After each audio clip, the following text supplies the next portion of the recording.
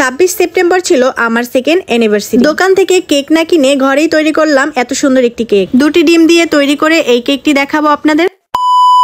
Cake বানানোর জন্য প্রথমে আমি শুকনো উপকরণগুলো চেলে নেব। 1 কাপের মতো ময়দা, তার সাথে কর্নফ্লাওয়ার, এরপর অ্যাড করছি বেকিং পাউডার আর অল্প পরিমাণ খাবার দিয়ে দিচ্ছি 1 চামচের মতো দুধ এবং দিয়ে দিচ্ছি স্বাদমতো লবণ। উপকরণগুলোকে সুন্দরভাবে এখন চেলে নিতে হবে যাতে দলা দলা না বেঁধে থাকে। এখনই দেখতে পাবেন যে একটু দলা ছিল, এটা আমি হাত থেকে মিশিয়ে নিয়েছি। শুকনো উপকরণগুলো চামচ দিয়ে সুন্দরভাবে মিশিয়ে নিলাম। ডিমের ফোম তৈরি করব, এর জন্য আমি 2টো ডিম নিয়েছি।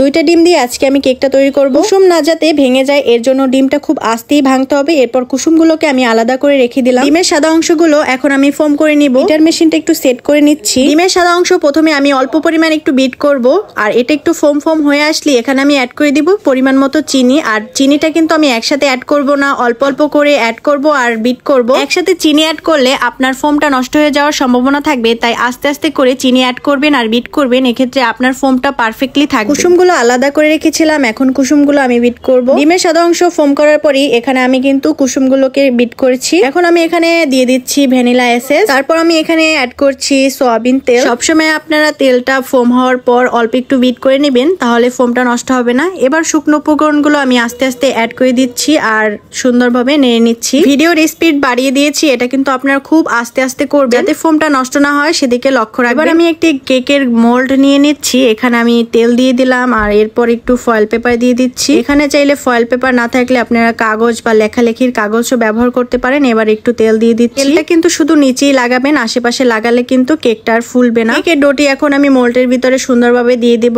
আর আশেপাশে সব জায়গায় ছড়িয়ে দেব। এবার আপনারা হাতের সাহায্যে একটু টাকিয়ে নেবেন আর একটি শলার দিয়ে এরকম ঘুরিয়ে ঘুরিয়ে নেবেন যাতে ভিতরে বাষ্প না থাকে। কেকটা আমি আপনাদের চুলায় তৈরি করে দেখাবো। এর জন্য আমি একটি পাতিলে বালি দিয়ে দিচ্ছি। বালি দিলে কেকটার কালার অনেক সুন্দর আসে। বালিগুলো যাতে একটু গরম হয়, পাতিলের ভিতরে একটু গরম গরম ভাব থাকে, এর জন্য কিছুক্ষণ আমি রেখে দিয়েছিলাম। কেকের ডোটি আমি এখন দিয়ে দিলাম আর এখন সুন্দরভাবে ঢেকে দিতে হবে। এখন যে ছিদ্রটি আছে এটা আমার কাগজ দিয়ে খুব সুন্দরভাবে মরিয়ে মরিয়ে আটকে দিতে হবে। গ্যাসের চুলায় তৈরি করলে 20 থেকে 30 মিনিটের মধ্যে আপনার কেকটি হয়ে যাবে। আর কেকটি হয়েছে কিনা এটা একটি কাঠির মাধ্যমে দেখতে হবে। কাঠিতে যখন কিছু লাগা থাকবে না ভেবে নেবেন আপনার কেকটি হয়ে গেছে। এখন আমি মোল থেকে এই কেকটি বের করে নিলাম। আপনাদের দেখিয়ে দিচ্ছি কেকটা কতটা সফট আর কতটা লোভনীয় হয়েছে। ভিতরে কিন্তু অনেক সফট হয়েছিল। এবার আমার অ্যানিভার্সারির জন্য কেকটা আমি ডেকোরেশন করে নিব, সেটা আপনাদের সাথে একটু শেয়ার করছি। কেকের ক্রিম আমি আগের দিন রাত্রি লাগিয়ে রেখেছিলাম, এখন একটু জাস্ট ডেকোরেশন করছি। আপনারা যদি চান ক্রিম কিভাবে বিট করবেন, কিভাবে কি করবেন সেটা নিয়ে আপনাদের সাথে ভিডিও শেয়ার করব। সো আমাকে একটু কমেন্টে জানাবেন। আপনাদের যদি ভিডিওটি দেখে একটু উপকারে আসে একটু লাইক কমেন্ট শেয়ার করে পাশে থাকবেন। যারা এখনো ফলো দেয় নাই তারা একটু টুক করে ফলো দিয়ে আসে নতুন নতুন ব্লগ ভিডিও, রেসিপি ভিডিও দেখার জন্য আমার পাশেই থাকুন। এখন যারা আমাকে কমেন্ট করতেছেন, ভালোবাসা দিতেছেন, আমিও আপনাদেরকে ইনশাআল্লাহ ভালোবাসা দিয়ে আসবো। সো